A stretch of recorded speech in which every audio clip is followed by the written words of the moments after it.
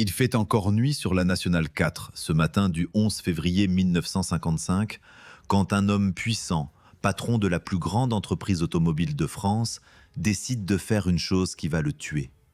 Il renonce à son billet de train, il s'installe au volant de sa propre Renault Frégate et il prend la route de Strasbourg. Dans quelques heures, cette berline qu'il a rêvée, imposée, défendue contre tous, va se retourner sur une plaque de verglas et le tuer net. L'ironie sera totale, presque insoutenable. La voiture, elle, résistera au choc. C'est l'homme qui mourra. Voici l'histoire vraie de la Renault Frégate, la grande berline maudite de la Régie nationale, et de Pierre Le Faucheux, ce héros de la résistance que sa propre création a emporté. Pour comprendre comment on en arrive là, il faut remonter à un moment où la marque Renault n'appartient plus à la famille Renault. Nous sommes à la fin de l'année 1944. La France se libère, et dans cette euphorie mêlée de règlements de compte, le fondateur lui-même, Louis Renault, se retrouve accusé de collaboration avec l'occupant.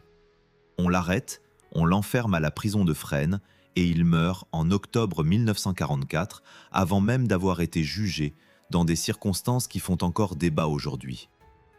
Comprenez bien ce que cela signifie pour l'époque. Le géant de Billancourt, l'empire industriel bâti par un seul homme depuis 1898, devient soudain un objet politique. L'État met la main dessus, les usines sont réquisitionnées, puis nationalisées au début de l'année 1945, et de cette saisie naît une entreprise d'un genre nouveau, la Régie nationale des usines Renault. Ce n'est plus une firme privée, c'est un morceau de l'État français lancé dans la bataille industrielle, avec tout ce que cela suppose de fierté nationale, de surveillance ministérielle et de symboles à défendre. À la tête de cette régie flambant neuve, le pouvoir place un homme qui n'a rien d'un technocrate gris. Pierre Le Faucheux est un résistant, un vrai, un compagnon de la libération, le chef des forces françaises de l'intérieur pour la région parisienne, un homme qui a connu l'arrestation par la Gestapo et la déportation à Buchenwald, et qui en est revenu avec une autorité morale que personne ne conteste. Voilà le personnage qu'on installe aux commandes de l'ancien fief de Louis Renault, et cet homme-là ne pense pas petit. Sa première mission, la plus urgente, c'est de remettre le pays sur roue, et pour cela, il pousse à fond une toute petite voiture populaire, la fameuse 4 chevaux, cette Renault qui va motoriser la France ouvrière des années d'après-guerre. Jusqu'ici, la logique est imparable. Mais Le Faucheux veut davantage. Il rêve d'une grande berline de prestige, une voiture haut de gamme qui accompagnerait la petite 4 chevaux au sommet de la gamme et qui viendrait défier la reine incontestée des routes françaises de ce temps-là, la Citroën traction avant. Et là, une première question mérite d'être posée. Pourquoi la régie, à peine née, à peine sortie du chaos de la guerre, éprouve-t-elle ce besoin brûlant de fabriquer une grosse voiture chère alors que tout le pays réclame d'abord des véhicules bon marché? Parce que le prestige, à cette époque, n'est pas un caprice, c'est une arme. La traction, avec sa silhouette basse et racée, sa traction avant révolutionnaire, sa tenue de route qui a inventé une nouvelle façon de conduire, écrase symboliquement toute la concurrence. Rouler en traction, c'est appartenir à un certain monde. Et il est proprement insupportable pour un patron de la trempe de Le Faucheux que la grande entreprise nationale, propriété du peuple français désormais, n'ait rien à opposer dans le haut du marché. Il faut une berline qui parle aux médecins de campagne, aux notaires, aux hauts fonctionnaires, à cette France installée qui, jusqu'ici, achetait Citroën presque par réflexe. C'est ainsi que démarre, dès l'année 1946, le projet interne portant le numéro 108. Le cahier des charges est ambitieux, presque orgueilleux. Offrir une 6 places spacieuse, moderne, confortable, capable de tenir tête à la traction sur son propre terrain. Mais très vite, une contradiction fondamentale s'installe dans le berceau de cette voiture, une contradiction technique qui va empoisonner tout le développement. Car la première idée des ingénieurs, l'idée qui semble alors naturelle chez Renault, consiste à partir sur une architecture à moteur arrière. Pourquoi cette étrange orientation, qui nous paraît aujourd'hui contre nature pour une grande berline? Tout simplement parce que la petite 4 chevaux, elle, a son moteur à l'arrière, et que la tentation est immense de reprendre cette recette qui fonctionne, de l'agrandir, de la gonfler, comme si l'on pouvait faire une limousine en soufflant sur une voiture populaire. On imagine alors une berline de 6 places, dont le moteur serait logé derrière, dans le prolongement de la logique maison. Et c'est un homme qui va dire non. Pierre Lefaucheux, encore lui, tranche dans le vif à la fin des années 40 et refuse catégoriquement ce schéma pour une voiture de cette catégorie. Son raisonnement est lucide, presque visionnaire pour l'époque. Le moteur arrière, à ce moment précis de l'histoire automobile, devient l'apanage des petites voitures économiques, la 4 chevaux d'un côté, la coccinelle allemande de l'autre. Pour le segment supérieur, pour une berline qui veut du prestige et de la respectabilité, la norme qui s'impose, c'est le moteur à l'avant. Imposer un moteur arrière à une grande Renault de standing, ce serait la condamner d'avance au ridicule, la faire passer pour une grosse populaire déguisée. Alors on jette une partie du travail, on repart de la feuille blanche avec une architecture à moteur avant et l'on confie ce redémarrage aux équipes d'ingénierie de la régie. Mais ce revirement a un prix terrible, un prix qui va peser sur toute la carrière de la frégate, celui du temps perdu. Car désormais, il faut aller vite, beaucoup trop vite, pour rattraper le retard et présenter la voiture avant qu'il ne soit trop tard. Et le trop tard, justement, approche à grands pas, sous la forme d'une menace que presque personne n'imagine à ce stade. La politique et la guerre vont bientôt s'inviter dans l'atelier et forcer Lefaucheux à un pari insensé qui donnera naissance à une automobile encore inachevée. Reprenons donc au point exact où le danger commence à se dessiner, car c'est là que l'histoire bascule dans une véritable course contre le temps. Nous sommes à l'automne de l'année 1950 et le monde vient de s'embraser à nouveau. La guerre a éclaté en Corée au mois de juin, l'Indochine s'enfonce dans un conflit qui saigne la France et dans les états-majors comme dans les ministères, une peur sourde ressurgit, celle d'un nouveau grand affrontement, celle d'une économie qu'il faudrait à nouveau plier aux besoins de l'armée. Et cette peur va frapper directement le berceau de la frégate de la façon la plus brutale qui soit.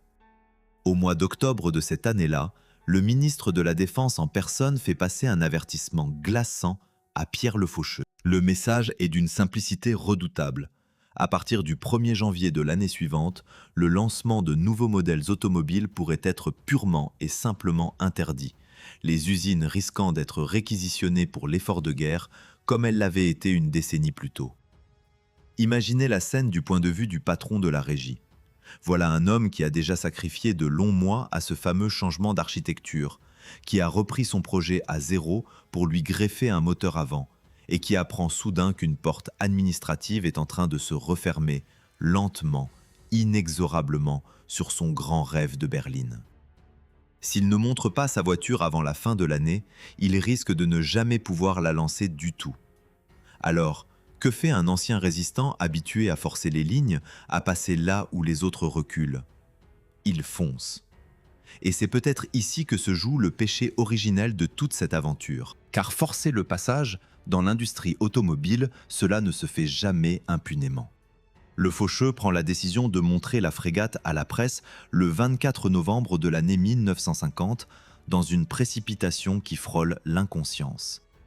Le problème, et il est énorme, c'est que la voiture qu'on dévoile aux journalistes n'est pas véritablement une voiture de série, aboutie, éprouvée, prête à affronter les routes de France.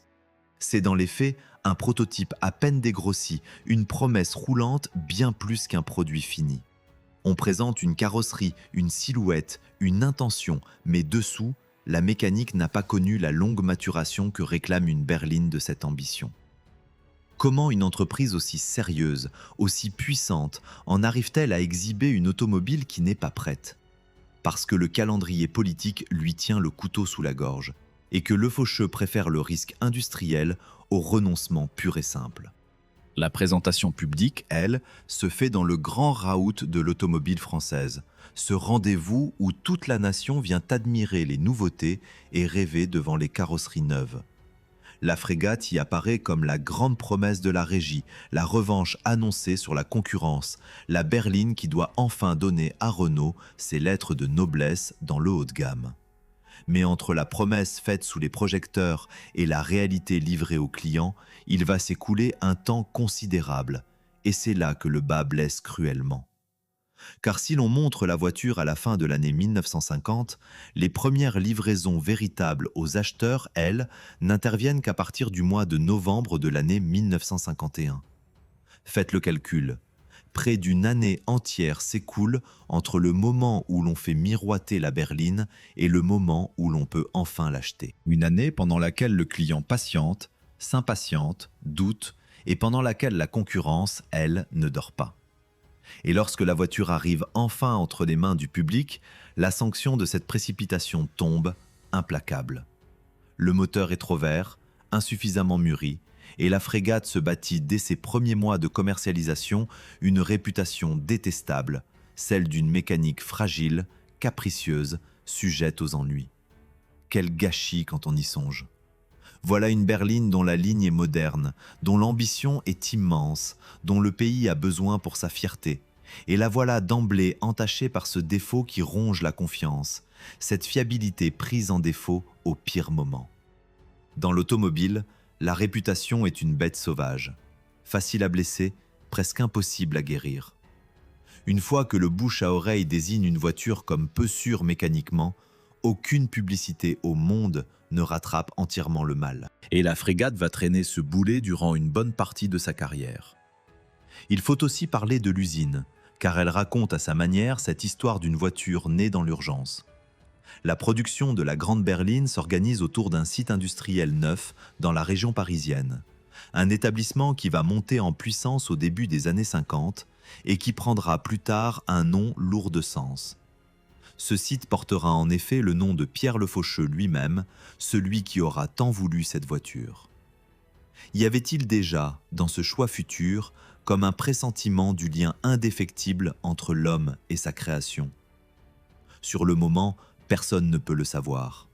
On sait seulement qu'il faut produire vite, transformer le prototype montré à la presse en une automobile commercialisable, rattraper des mois de retard accumulés à cause de la valse des architectures et de la menace ministérielle. Prenons un peu de recul sur ce que représente ce lancement chaotique. La frégate arrive dans un pays en pleine mutation, une France qui sort de la pénurie, qui recommence à consommer, qui rêve de confort et de vitesse après des années de privation.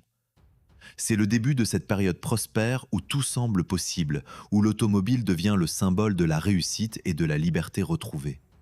Et dans ce contexte porteur, une grande berline nationale aurait dû triompher, portée par le vent de l'optimisme et par la force de frappe de la régie. Au lieu de cela, elle débarque handicapée, essoufflée avant même la course, pénalisée par ses mois perdus et par cette fiabilité douteuse. On tient là l'une des grandes leçons cruelles de l'industrie. Le meilleur des projets, mené dans la précipitation, peut se saborder lui-même avant d'avoir prouvé sa valeur. Le faucheux a voulu sauver sa berline en forçant le calendrier, et ce faisant, il l'a peut-être condamné à ne jamais tenir toutes ses promesses. Reste maintenant à savoir ce que vaut réellement cette frégate face à ses rivales, une fois lâchée sur le marché. Car montrer une voiture, la produire, c'est une chose. La vendre, l'imposer face à des adversaires redoutables et parfois insolemment increvables, c'en est une autre, autrement plus difficile. Passons donc sur le terrain le plus impitoyable de tous, celui où les rêves industriels se fracassent contre la réalité des chiffres, le champ de bataille des concessions et des carnets de commandes. Car une voiture, aussi ambitieuse soit-elle, ne vaut in fine que ce que le public accepte de payer pour elle, et de ce point de vue, la grande berline de la régie va connaître un parcours qui ressemble à un long chemin de croix. Regardons la vérité en face, telle qu'elle s'inscrit année après année dans les registres de production. La première année pleine de commercialisation, la frégate s'écoule à un peu plus de 10 300 exemplaires. Pour une entreprise de l'envergure de Renault, pour une berline censée porter l'étendard national dans le haut de gamme, c'est maigre, terriblement maigre. On espérait un raz de marée, on récolte un filet d'eau. Les 2 années suivantes, la courbe grimpe un peu, mais sans jamais décoller vraiment. On atteint environ 27 800 unités, puis d'année d'après, on retombe légèrement autour de 27 200. Voyez le problème dans toute sa cruauté. La voiture stagne, elle plafonne, elle reste très en dessous des prévisions que ses concepteurs avaient osé former. Une grande berline qui piétine ainsi, c'est comme un navire amiral qui n'arrive pas à prendre le vent, une machine de prestige qui ne convainc pas la clientèle à laquelle elle est destinée. Et pourtant, le contexte est favorable, le pays s'enrichit, la route se démocratise, les Français achètent des automobiles comme jamais auparavant. Alors pourquoi ce désamour ? Pourquoi cette France en pleine expansion ne se rue-t-elle pas sur sa propre grande voiture nationale ? Vient alors l'épisode le plus humiliant de toute cette histoire commerciale. Celui qui aurait dû faire rougir de honte les stratèges de Billancourt. Face à la Frégate, sa rivale de toujours, la Citroën, aligne toujours son antique modèle, une berline dont la conception remonte à l'avant-guerre, une mécanique et une ligne restées presque inchangées depuis une quinzaine d'années, au point qu'on ne la propose plus guère que dans une seule teinte, le noir. Une voiture de grand-père, en somme, une survivante d'une autre époque. Et pourtant, tenez-vous bien, cette vénérable ancêtre parvient encore, durant l'année 1953, à dépasser en vente la toute neuve Frégate. Mesurez l'ampleur du camouflet. La berline flambant neuve de la régie, fruit de tant d'efforts, de tant de milliards investis, se fait doubler par une voiture qui appartient déjà au passé, une antiquité roulante que Citroën n'a même plus besoin de moderniser pour la vendre. Comment ne pas y voir le signe éclatant d'un échec de séduction ? Le public, manifestement, fait davantage confiance à la vieille gloire éprouvée qu'à la nouveauté fragile de Renault. Devant un tel affront, la régie ne reste pas les bras croisés, et il faut lui reconnaître de l'imagination dans la riposte. Puisque la réputation de fiabilité est le talon d'Achille de la Frégate, alors on va prouver au grand jour, spectaculairement, qu'elle sait encaisser les kilomètres. Renault monte ainsi une vaste opération de démonstration, une croisière de la vérité, comme un défi lancé à la face des sceptiques. Le principe en est aussi simple qu'astucieux. On met en jeu une dizaine de voitures, on les confie non pas à des pilotes chevronnés, mais à plus de 800 conducteurs ordinaires, des gens du commun, et on leur fait avaler des distances colossales, bien au-delà de 100 000 km cumulés, à travers la neige, le brouillard, les pires conditions que la route puisse offrir. L'idée est brillante, avouons-le. Plutôt que de marteler des promesses publicitaires creuses, on donne à voir des Français comme les autres qui malmènent la berline et démontrent qu'elle tient le coup. C'est une leçon de communication moderne avant l'heure, une façon de reconquérir la confiance par la preuve plutôt que par le discours. Et cette fois, l'effort finit par payer, du moins en apparence. Grâce à ce déploiement d'énergie promotionnelle, les ventes franchissent enfin un cap symbolique et dépassent les 50 000 unités durant l'année 1955, avec un peu plus de 50 500 exemplaires écoulés. Enfin un chiffre qui ressemble à un succès. Enfin une bouffée d'air pour une carrière jusque-là poussive. On aurait presque envie de croire que la Frégate a redressé la barre, qu'elle a trouvé son public, qu'elle va s'installer durablement dans le paysage. Mais l'histoire, cruelle scénariste, réservait à cette même année 1955 un tout autre visage, celui de la catastrophe absolue, du coup de grâce venu de deux directions à la fois. Car cette année-là, précisément, le grand rendez-vous parisien de l'automobile va accoucher de deux monstres, deux rivales qui vont refermer sur la Frégate un piège dont elle ne se relèvera jamais. D'un côté surgit une Citroën d'un genre totalement inédit, une berline si en avance sur son temps qu'elle provoque un véritable choc dans tout le pays. Une automobile futuriste dont la silhouette et les innovations techniques semblent venir d'une autre planète. Ce n'est plus une voiture, c'est une révolution sur roue, un objet de fascination qui écrase tout ce qui l'entoure par sa modernité stupéfiante. Du jour au lendemain, elle redéfinit ce que peut être une grande berline française et renvoie brutalement la Frégate au rang des voitures d'hier. Mais le piège a deux mâchoires, et la seconde vient d'un autre grand constructeur français qui présente au même moment une berline d'une cylindrée comparable à celle de la Frégate, une rivale directe sur le plan mécanique, mais offerte à un tarif plus raisonnable et forte d'une réputation de solidité que la Renault, elle, n'a jamais réussi à établir. Voyez la position intenable dans laquelle se retrouve soudain la berline de la régie. Au-dessus d'elle plane désormais l'aura futuriste et le prestige écrasant de la nouveauté Citroën. En dessous d'elle, la concurrence propose une voiture aussi puissante, mais moins chère et réputée plus fiable. La Frégate se retrouve donc condamnée par une position intenable, sans posséder ni le prestige technologique de l'une, ni l'argument du prix et de la robustesse de l'autre. Elle n'est plus assez prestigieuse pour rêver, plus assez raisonnable pour rassurer. Existe-t-il pire position sur un marché que celle de la voiture prise en tenaille, qui ne brille plus par le haut et ne convainc plus par le bas? Nous voici arrivés au cœur battant, au cœur tragique de toute cette histoire, ce moment que le titre annonçait et que nous avons frôlé dès les premières phrases. Ce matin où un homme et sa machine vont sceller ensemble un destin d'une cruauté presque littéraire.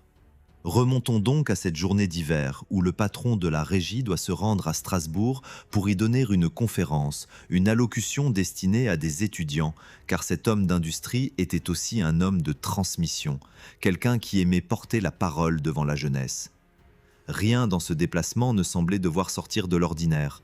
Une conférence, un trajet, un emploi du temps de dirigeant surchargé comme tant d'autres. Et pourtant, tout va se jouer sur une décision minuscule, l'un de ces choix anodins dont on ne mesure jamais sur le moment qu'ils peuvent contenir la mort. Car voici le détail qui fait frémir. Le faucheux avait d'abord prévu de voyager de la manière la plus raisonnable qui soit, en prenant un billet de train pour rejoindre l'Alsace. Le rail, sûr, régulier, indifférent au verglas et aux caprices de la chaussée. Il tenait ce billet, la solution sage était entre ses mains. Puis, à la dernière minute, il change d'avis. Il renonce au train et décide de faire le trajet au volant de sa propre berline, cette frégate qu'il avait arrachée au néant à force de volonté, sauvée des menaces ministérielles et portée jusqu'au bout. Comment ne pas être saisi de vertige devant ce revirement ? Combien de fois dans une vie tenons-nous ainsi entre nos doigts deux avenirs radicalement différents sans le savoir, avant de choisir celui qui nous perdra ? Il aurait pris le train, il serait arrivé à Strasbourg, il aurait fait sa conférence et cette histoire n'aurait jamais eu ce dénouement funèbre. Mais l'homme voulait conduire sa voiture. Il voulait sans doute sentir sous ses mains cette création qui lui tenait tant à cœur. Le matin se lève sur une route piégée. La nuit qui vient de s'écouler a durci le sol, le gel s'est installé sournoisement sur le bitume, transformant certaines portions de la chaussée en patinoires invisibles, de ces plaques traîtresses que l'œil ne détecte pas toujours à temps. Le faucheux roule sur la grande route nationale qui file vers l'est, et le voici qui approche des environs d'une localité de la région, un secteur où le tracé lui réserve une mauvaise surprise. Un panneau surgit, imposant une déviation, l'obligeant à modifier sa trajectoire, à négocier un virage sur la gauche qu'il n'avait pas anticipé de cette manière. Et c'est précisément là, dans ce geste de conduite en apparence banal, que le drame se noue. En abordant ce virage, il freine, il cherche à corriger, mais sous les roues, au plus mauvais endroit, s'étend l'une de ces plaques de verglas qui ne pardonnent pas. Ce qui se produit alors tient de la mécanique implacable de la physique. La voiture, privée d'adhérence, cesse d'obéir. Elle glisse, elle dérape, elle échappe au contrôle de son conducteur, et dans un mouvement que rien ne peut plus retenir, elle quitte la route et se retourne. Voilà la grande berline, l'orgueil de la régie, couchée hors de la chaussée, ayant fait un tonneau. Et c'est ici que surgit le détail le plus déchirant, le plus intolérablement ironique de toute cette affaire. Celui qui transforme un simple accident de la route en une tragédie digne des anciens.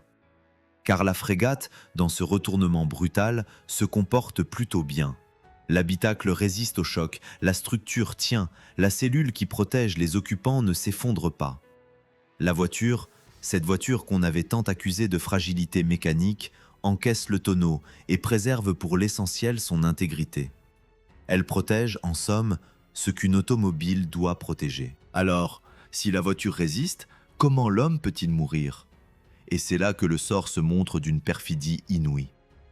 À l'arrière de la berline se trouvait une valise, un bagage que le dirigeant emportait pour son déplacement et qui n'était pas arrimé, pas fixé, simplement posé sur la banquette. Or, dans un tonneau, tout ce qui n'est pas retenu devient un projectile.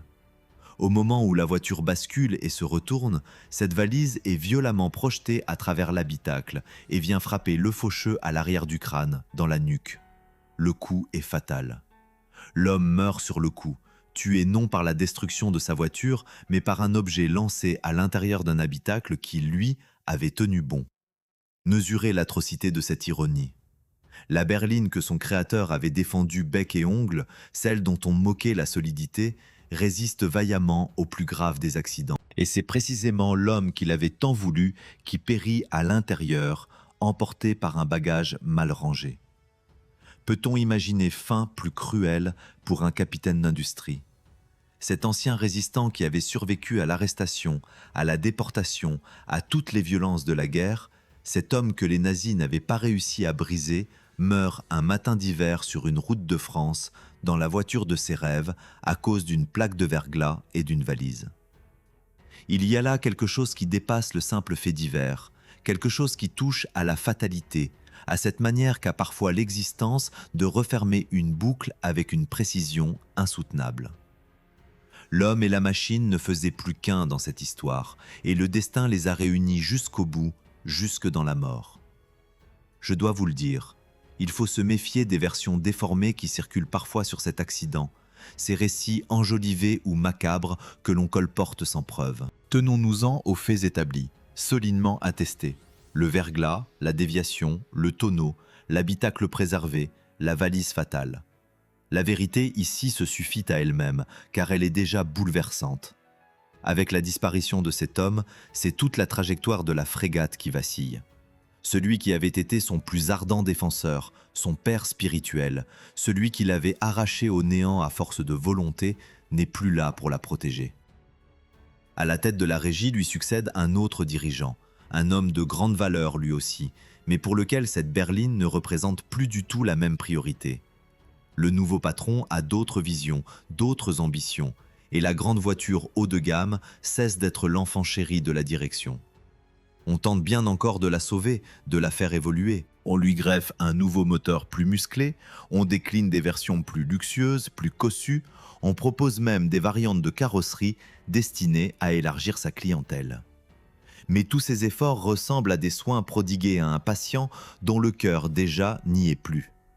Rien de tout cela ne parvient à inverser le cours des choses, car la voiture a perdu avec le faucheux l'âme même qui l'a portée.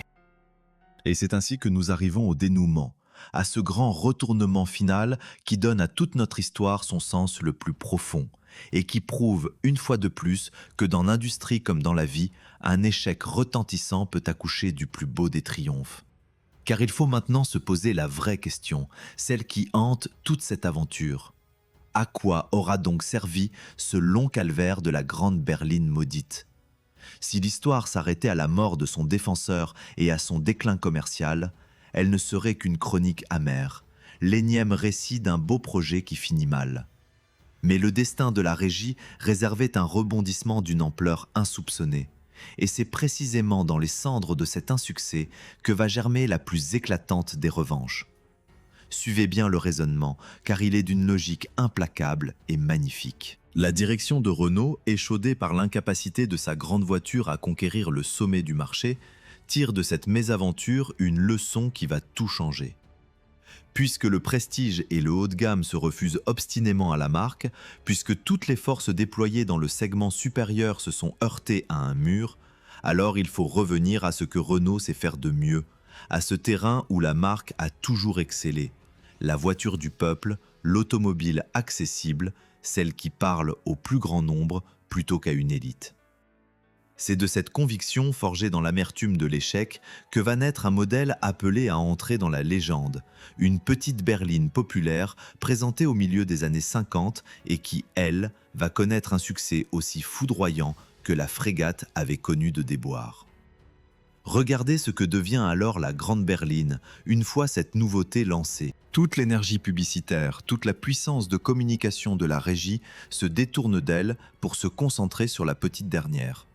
La voiture de prestige se retrouve abandonnée à son sort, délaissée, presque orpheline, tandis que la marque mise désormais tout sur sa nouvelle championne populaire.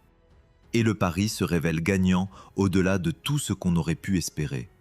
Les chiffres qui suivent donnent le vertige et racontent mieux que tout discours l'ampleur du basculement. Avant la fin de la décennie, la marque peut se targuer d'avoir écoulé 1 million d'exemplaires de sa petite 4 chevaux, celle qui avait tout commencé, et un demi-million de la nouvelle venue qui prend désormais le relais.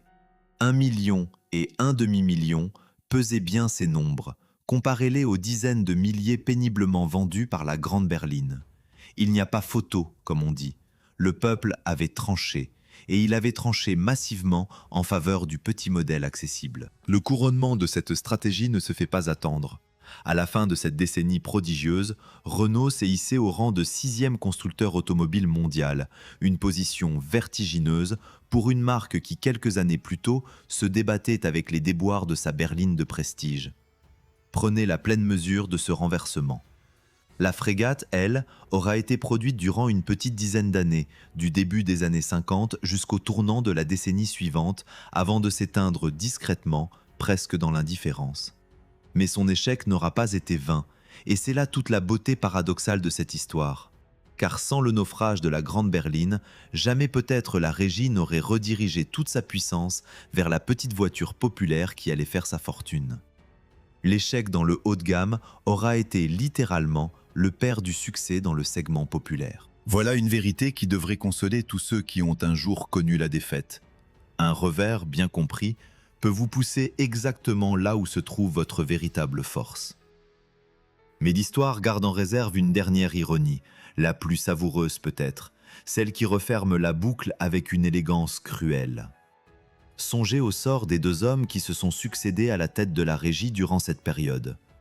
Le premier, ce résistant flamboyant qui avait tant rêvé de sa grande berline et qui en est mort, restera dans les mémoires non pas pour cette frégate qu'il avait défendue avec l'énergie du désespoir, mais indirectement pour la marche triomphale de la marque qu'il avait relevée.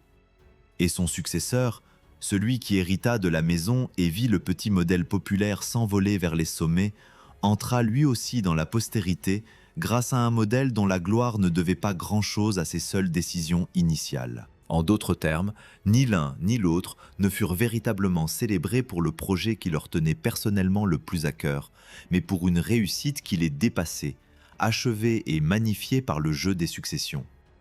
N'est-ce pas là l'une des plus troublantes leçons que puisse offrir l'histoire d'une entreprise? Les hommes proposent, tracent des plans, s'acharnent sur une idée, et c'est finalement le cours des choses, le relais passé d'une main à l'autre, qui décide de ce dont on se souviendra. Alors, que retenir de toute cette épopée? Que la frégate fut une mauvaise voiture? Non, ce serait injuste et trop simple. Elle fut une voiture née au mauvais moment, dans la précipitation, entre une architecture reniée et une menace de guerre, portée par un homme magnifique que le sort a fauché au volant de sa propre création. Elle fut une berline prise en tenaille entre une rivale futuriste et une concurrente plus raisonnable, condamnée par un entre-deux impossible bien plus que par ses défauts propres. Et surtout, elle fut, sans le vouloir, la clé qui ouvrit à Renault la porte de son âge d'or. Une perdante magnifique en somme, dont le sacrifice involontaire prépara la gloire de toute une marque. Voilà pourquoi son histoire mérite d'être racontée. Non comme celle d'un ratage, mais comme celle d'un sacrifice involontaire sur l'autel de la grandeur future d'une marque. Et vous, que pensez-vous de ce destin hors du commun, de cet homme tué par la voiture qu'il avait créée, de cet échec devenu le tremplin d'un succès planétaire? Dites-le moi en commentaire, j'ai hâte de lire votre avis sur cette page méconnue de notre histoire automobile nationale. Si ce récit vous a captivé, si vous avez ressenti cette émotion que procurent les grandes tragédies industrielles, faites-le savoir en laissant un pouce levé. Cela aide énormément la chaîne à faire connaître ces histoires oubliées. Et surtout, abonnez-vous sans attendre et activez la cloche des notifications pour ne manquer aucune des prochaines épopées que je vous réserve, car croyez-moi, l'histoire de l'automobile française regorge encore de destins fabuleux, de triomphes inattendus et de drames que personne ne vous a jamais racontés. À très bientôt pour une nouvelle plongée dans nos légendes à 4 roues.